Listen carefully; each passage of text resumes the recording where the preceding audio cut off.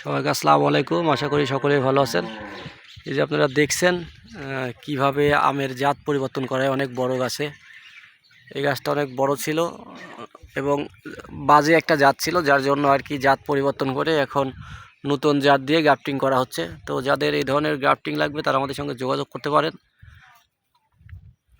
এই দেখতে পাচ্ছেন অনেক বড় একটা গাছ, অনেক বড় একটা গাছের আমের জাত পরিবর্তন করা হচ্ছে।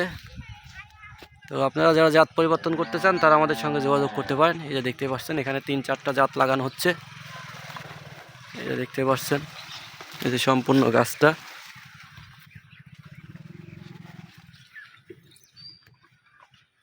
দেখতে থাকেন, আমরা আরও আপডেট আপনাদের দিব।